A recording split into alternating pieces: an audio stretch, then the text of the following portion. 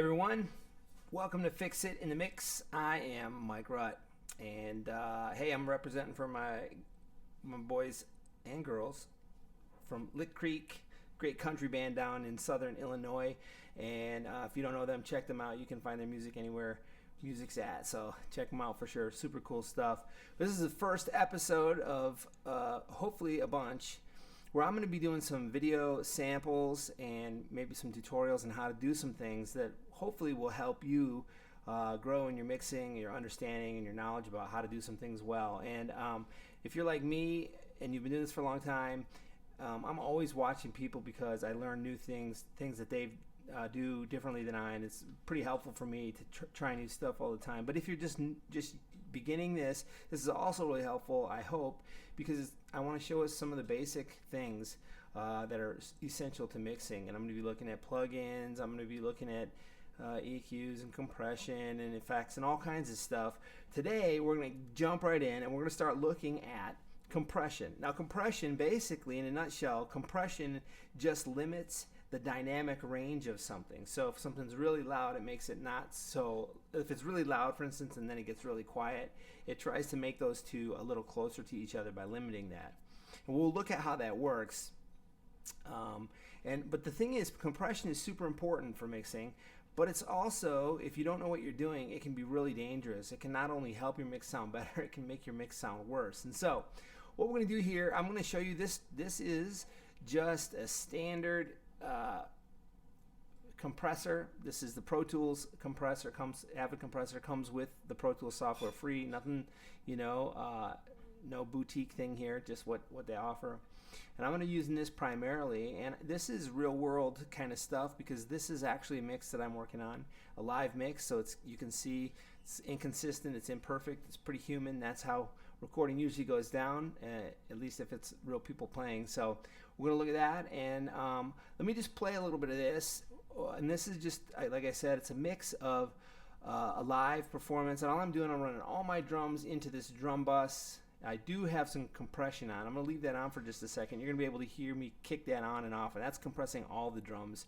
But so this is what that sounds like.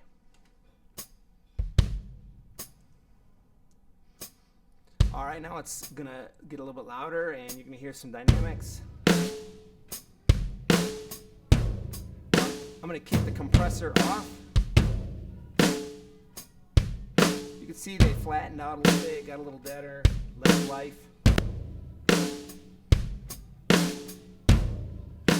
Okay, so that's what the drums are. But for this video, what I want to do is I want to show you how to use the compressor. I'm going to break this into a few different videos because I want to understand this section right down here that I'm kind of circling my mouse on. And because these knobs are pretty commonly shared, most of these knobs at least are commonly shared between most compressors. And there are different kinds of compressors and there are variations. But here's what we're going to do. So I'm setting the output of this kick drum, that's a Beta 52 is on that. The output is going into the input of these three channels. I'm going to record them one at a time. And I want us just to understand these shared elements of a compressor. The first is the gain, the makeup gain they call that, the threshold, the attack and release, and then the ratio. And these 5 buttons, well actually all 6 of these buttons work in conjunction with each other.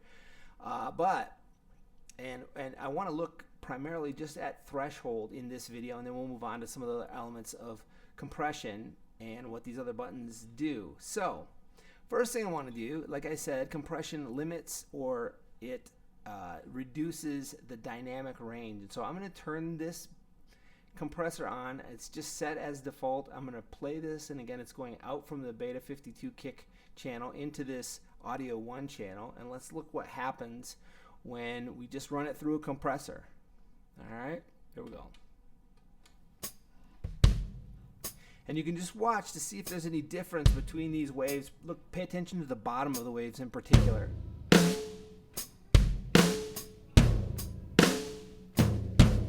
can see it's different there. There's a big one, that's pretty different. Another big one, and it leveled it out quite a bit. And there you have it, that's what that looks like. And you can see these waves did get less dynamic range. There's still some variation. Obviously, these are pretty quiet and they didn't really get affected too much, it doesn't look like. These bigger waves here did get, especially as you look at the bottom. And you can think of these waves like the bigger the picture of the wave, the more dynamic range, the louder they're going to be. And so this actually here, this one quieted down quite a bit.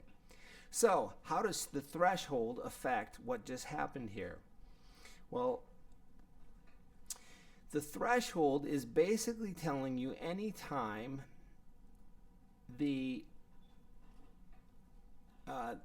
input exceeds a certain level. So you set the level right here, the threshold. Right now I'm setting it at 0 decibels. So anytime you exceed that, it's going to turn the compressor on. And that's where these other buttons are going to be pretty important. But you can see, like, we'll just watch this. I'll hit play.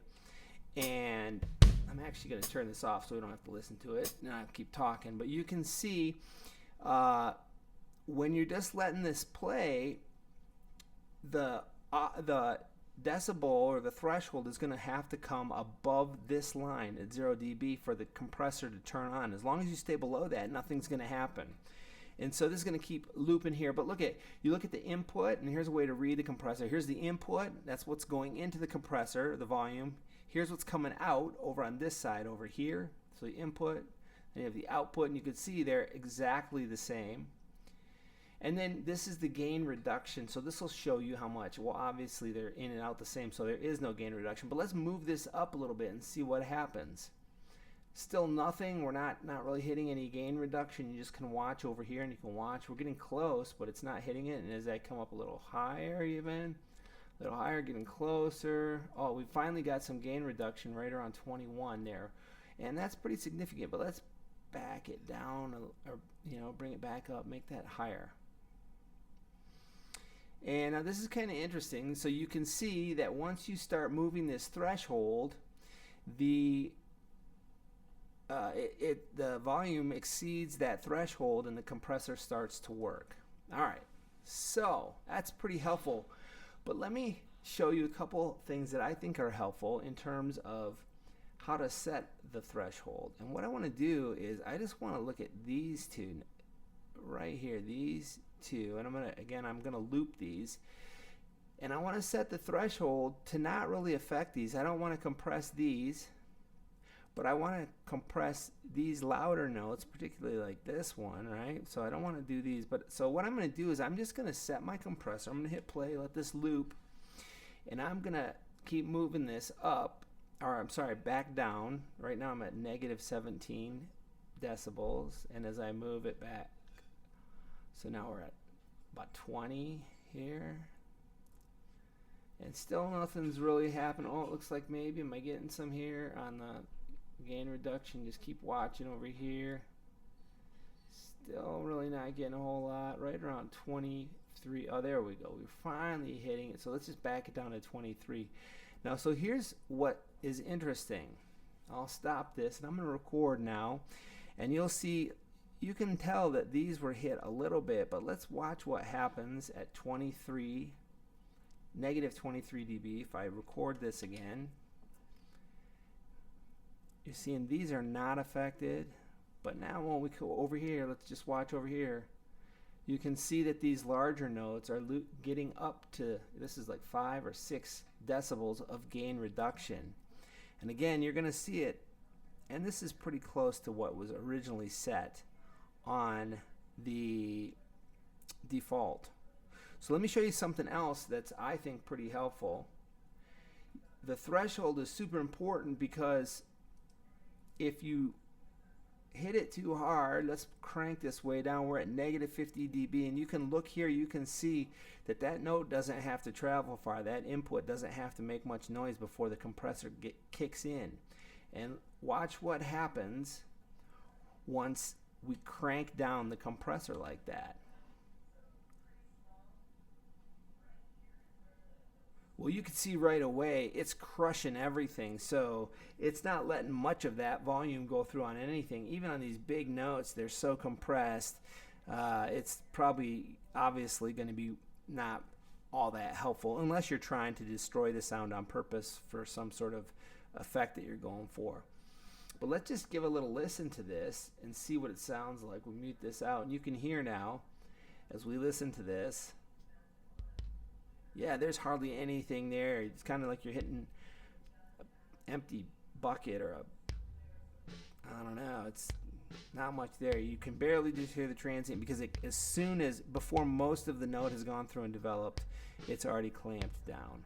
So, setting your threshold is super important in doing it right, because if you don't do it right, you could be actually hurting your mixes.